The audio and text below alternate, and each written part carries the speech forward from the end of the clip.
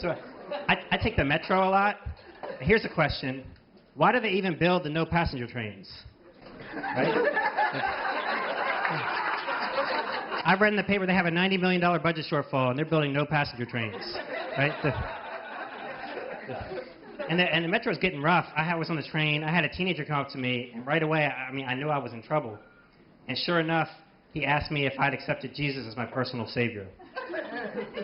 And I started panicking because I don't know how to answer that, right? So I just told him that he had a terrific smile.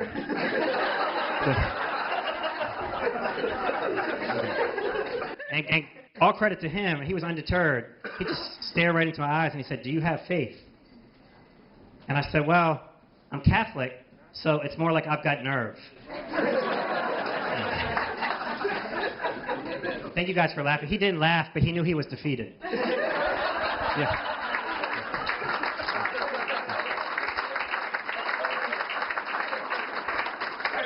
Thank you. No, I really am Catholic. Do we have Catholics out here? Yeah, okay. And we know you are, Father, but we'll hear from you tomorrow. Yeah. No, but how many of you guys, by round of applause, how many of you guys have given up something for Lent? By round of applause, what have you guys given up for Lent?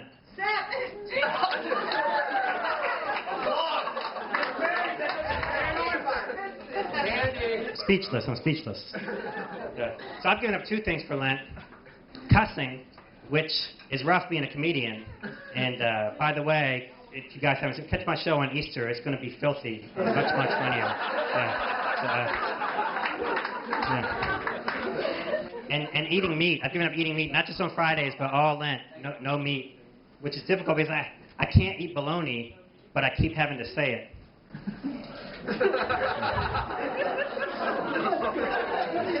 Bologna means bullshit. Yeah.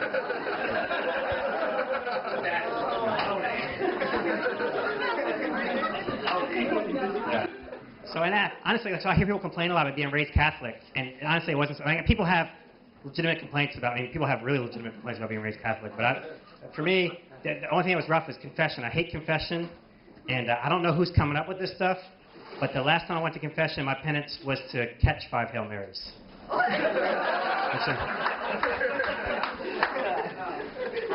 So do we have any football fans here in the audience? Oh, yeah. Okay. So you guys should like this. So my neighbor is from New Orleans. Anymore, he's always yelling, "Who dat?" Which, that's great. Everybody loves that. But the thing is, he's not even really a Saints fan. He's just senile.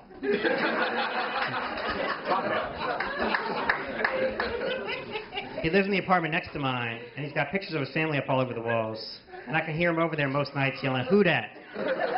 Who dat? Who dat said they're going to visit me more often?"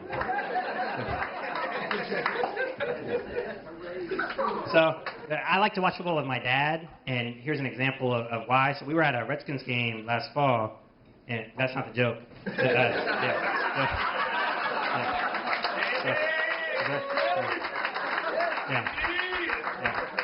So and one of the Redskins receivers, he dropped the ball. The ball was right in his hands. He dropped the ball, and I was like, "It's right. How can you drop that pass? It's right there."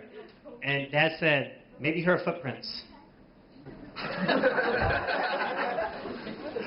True story. Sorry. My dad's not watching this tape.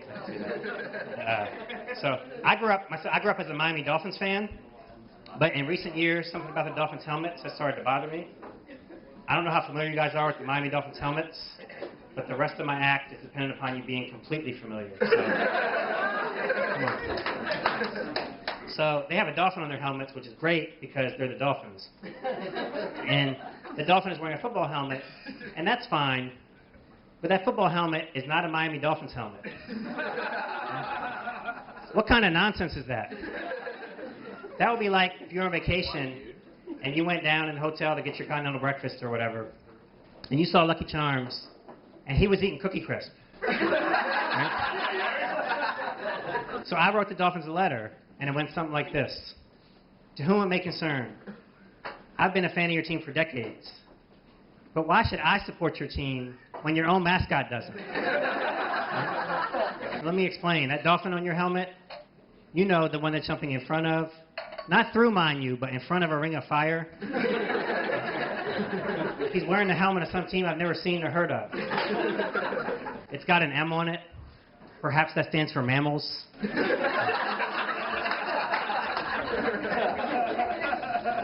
Why isn't he wearing a Miami Dolphins helmet? Please explain, and then remedy. Signed, David Miller. So I sent that letter and then forgot about it.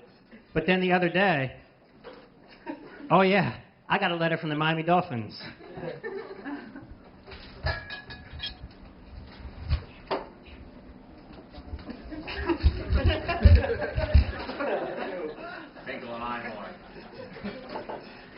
Tinkle Einhorn, it says.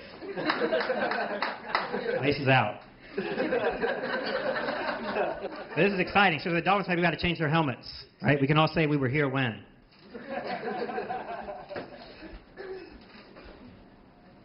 Dear Mr. Miller,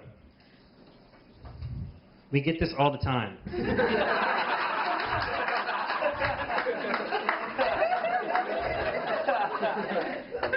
Perhaps you didn't think of this, but if a Dolphin on our helmet was wearing a Miami Dolphins helmet, then the Dolphin on that helmet would have to be wearing a Miami Dolphins helmet.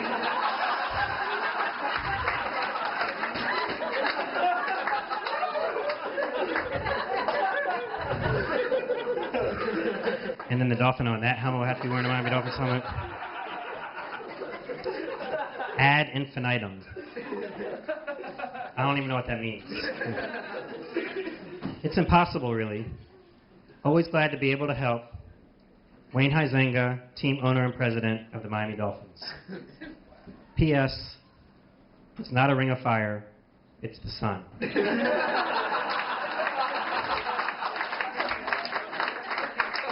You guys have been great. That's all my time. Thank you very much.